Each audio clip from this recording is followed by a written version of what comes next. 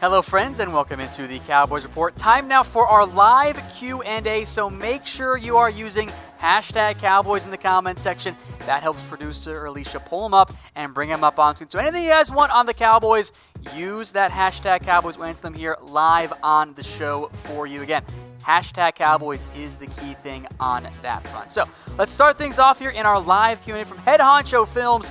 What standout player from last year is most likely to not produce the same production as he did in 2018? It's a good question. I don't know if he's a standout player, but Jeff Heath was third on the team in tackles last year. If you're giving me the over-under on 85 tackles for Jeff Heath, I will take the under on that front. And the reason why I have a tough time answering that is, A, you didn't bring in a ton of new people. Yeah, you brought in Tristan Hill, but you let go of some other defensive linemen. You brought in George Iloka, you brought in Randall Cobb, but Cole Beasley left. So I think from that perspective, I don't think there's an obvious regression candidate because this team is so young. But I think maybe Jeff Heath stands out the most in terms of chance to have that regression type. All right, from Adams4, hashtag Cowboys, which... Apparently we're dealing with spells and magic today. I know what you mean. I'm just playing with you. Which vet is most likely to have a breakout season? In terms of veterans, how far are we going along? Does Randall Cobb count as a breakout or a bounce back season there? If you're letting me pick guys who are still on their first contract, I'll take Xavier Woods.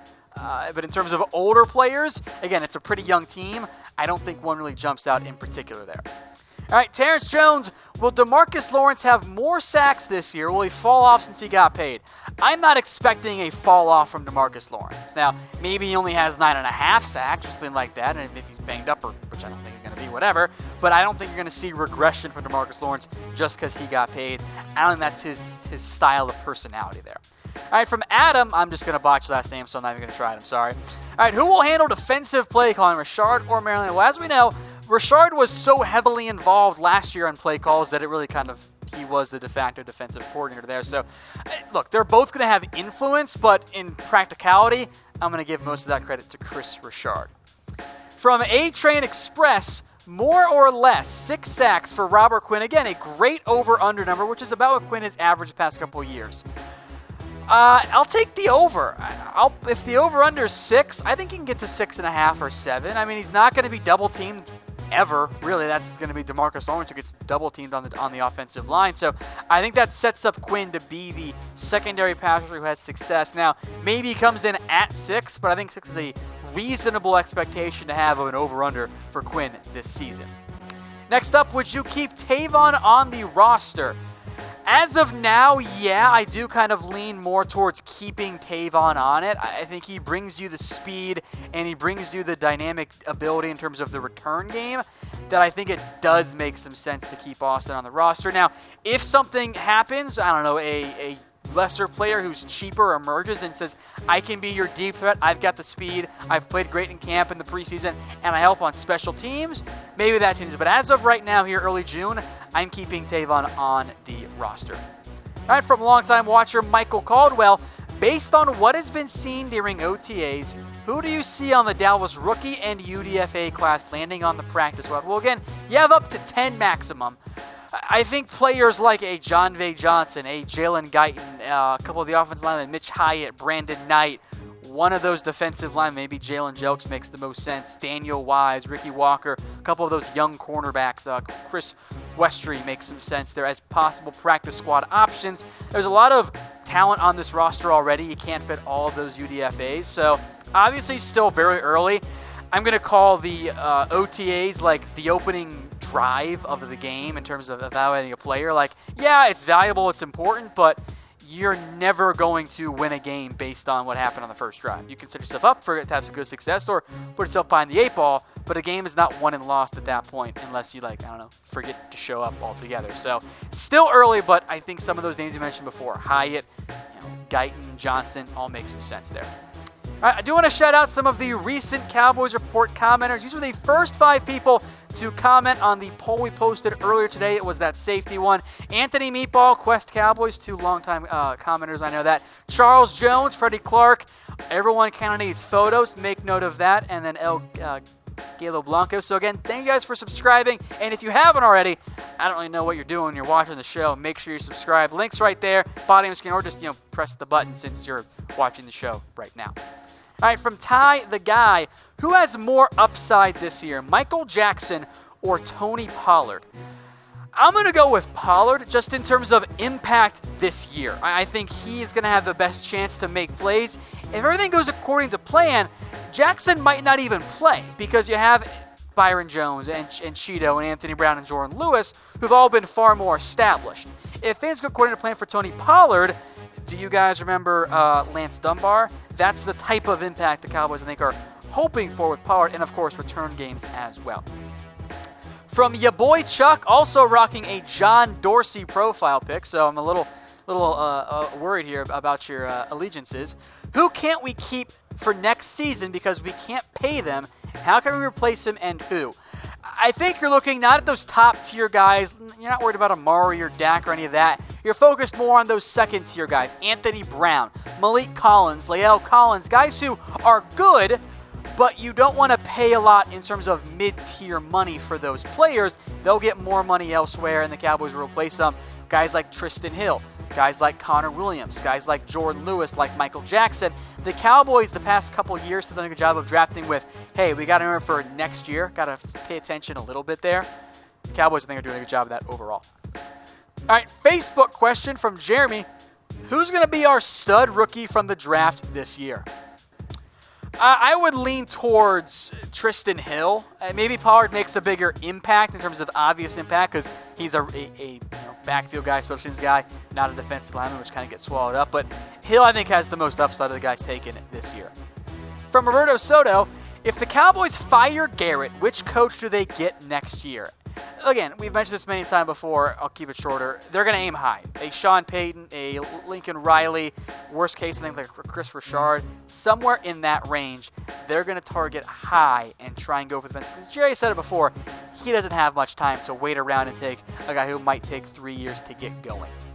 All right, JC Cruz, what will our cornerback group look like? I think it's going to look very similar to what we saw last year, where it's going to be Byron Jones, Cheeto, Jordan Lewis, Anthony Brown, barring maybe a bit of a surprise trade there.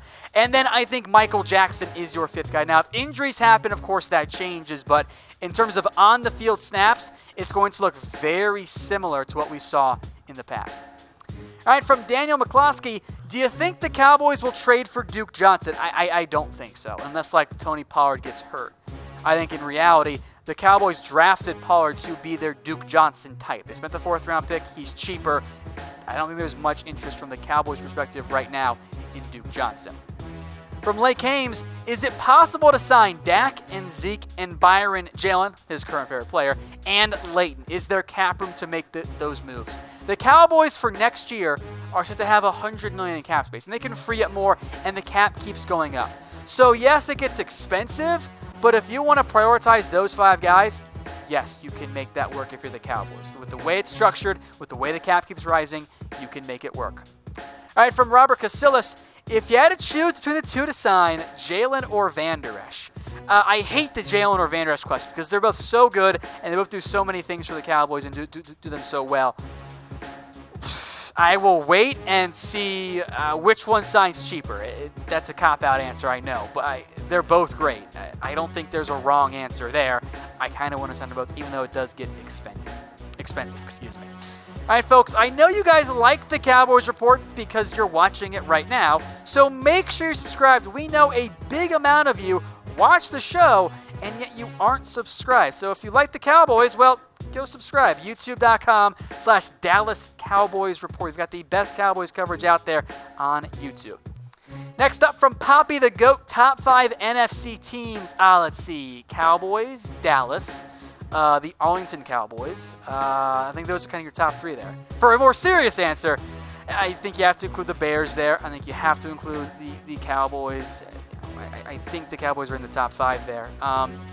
In terms of actually ordering them, I actually hate doing that because it makes me look dumb a month later. I think the Bears are in the top 5, Cowboys in the top 5.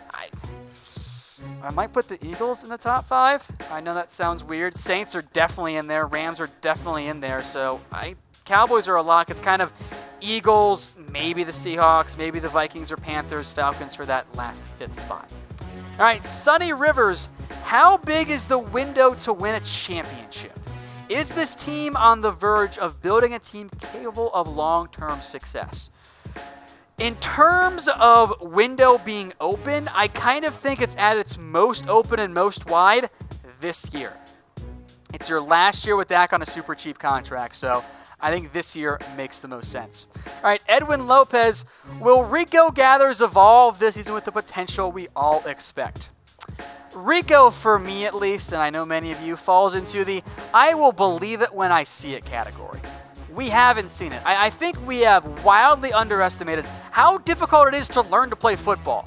Rico didn't know what he was doing, and that's the nature of playing basketball for a bunch of years and not playing football. Now, he has the frame and the size to be great, but hasn't been there yet. So, for now, I will believe it when I see it. All right, Jacob Hillin, who will win the position battle, Jeff Heath or Iloka?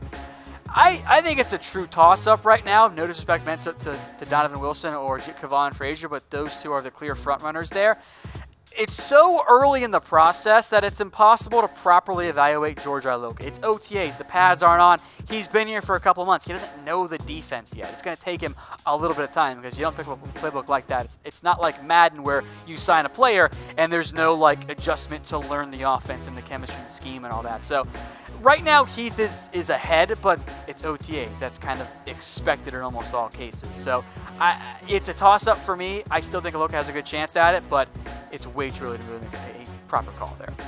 From Wolf Hunter 421, does what we would give up for Duke Johnson change before the season compared to the trade deadline when everyone's trying to get him? I don't know if the interest in Duke Johnson really changes right now from now to the trade deadline. What would change for the Cowboys? What would change for other teams? It's kind of the same need unless there's an injury. Then, of course, maybe things change. But for the Cowboys, it's not about their interest in right now in Duke Johnson. It's we have Tony Pollard. The Cowboys want to get him involved. If you trade for Duke Johnson, you're throwing your 4th-round pick Pollard to the sideline and not using him at all. So what would change for Duke in terms of trade deadline versus now is Kareem Hunt would be closer to coming back for the Browns. Maybe they would wait then and have more interest in doing him at that point. From Hawk and VA, why no investment in a veteran quarterback? I don't know. The Cowboys just don't value it. That has been their MO in recent years. They've invested more in going with a young quarterback, and I think their mindset is, if Dak goes down, we're in trouble no matter what, and let's see if we can't develop one of these young guys and do the Patriots route of, we'll spend a mid-round pick. If he develops, great, we'll trade him. If not, whatever. It was a mid to late round pick. So the Cowboys simply just don't value having a veteran quarterback, and to be fair, there are 2 former quarterbacks on the coaching staff right now that were just hired in terms of Kellen Moore as the OC and Kitna as the quarterback. So, all right, Nini, how many receivers do you see us carrying on the roster this year? I don't think it's going to be 7. 5 is kind of on the light side if you do want to run more open personnel. So I think the number there is 6. I think 6 feels right in terms of the proper amount for the Cowboys at wide receiver. But I could maybe see 7, maybe see 5, but 6 feels like the proper number there. Jesse Ortiz, got producer Alicia says, will Reggie Hammond make the team? Got producer Alicia, that's not a real player. All right, Blood X, #Cowboys. Do you think LVE will be better this year? Can I just have him be the same? Or maybe just a little bit better. Maybe the production isn't the same, but I think he's going to be a fantastic player. All right, Brody Mcdonough, what do you think about Cole Beasley taking shots at Dak Prescott? First off, I assume you're referring to Cole saying Josh Allen is the most athletic quarterback he's ever played with, which, by the way, is true. Josh Allen's a freak athlete. That dude can play tight end right now in the NFL if he wanted to. Might be better as tight end anyway. Biggest thing for me is I don't care what Cole Beasley says anymore. He's not on the Cowboys. Don't give him the headspace. It's not worth it anymore. Like, I think the biggest thing is we see former players praise their current new quarterback. That's not taking a shot at the old one. That's offering praise for the new one. What's he going to say? Josh Allen can't hit the broadside of a barn? Of course he's not going to say that. He's going to say Josh Allen is great. So don't worry about Cole Beasley, guys. Who cares anymore? Ooh, Jazon Jordan. Is Amari Cooper better than T.Y. Hilton? It's a tough one. I mean, Hilton has been so great, but also there has been a drop-off when Hilton doesn't have Andrew Luck. How much of that is not having Andrew Luck? How much of that is the other quarterbacks weren't that good? So, dangerous game to play, but I think I'd probably take Amari Cooper right now. He is younger than T.Y. Hilton, too. Hilton's about to turn 30, so just throwing that one out there. All right, Brian Curry. Will Zeke be used in the slot to throw off defenses and changed up more offense? I could see him motioning out more into the slot. I think that's a good idea. I don't know if you're going to see a ton of... Shut up, producer Alicia. I don't know if you're going to see Zeke have a ton of true slot reps. If anyone does, maybe Tony Pollard has more of those. But the good thing with Zeke is he's a good pass protector. And if you're going to have him pass block, you can keep him in there, not in the slot. So maybe I think you see more changes in formation relative to Linehan, but he's not going to suddenly become David Johnson in terms of the way he's used. All right, from Ronnie J253, and I'm going to pronounce it like you wrote it. Will this be a breakout year for Xavier Woods? There's no Z, by the way, in his actual name. I do think so, though, to answer your question and not be, mean. I do think this is a breakout year for Xavier Woods. I think he's got that chip on his shoulder because he was mad about the Cowboys' interest in Earl Thomas and the fans' interest, most importantly. I think everything, the way he's shown growth the past 2 years, indicates breakout year. I think he fits well in the scheme. So, yes, I think this is a big year coming up for Xavier Woods. Hey Cowboys fans, thanks for watching the Cowboys Report. If you haven't already, click right here to subscribe to our channel for all the best Cowboys coverage on the internet. That's news, rumors, highlights, mailbags, film studies, and a whole lot more. And I'm making your lives a little bit easier as well with the next Cowboys Report video right here.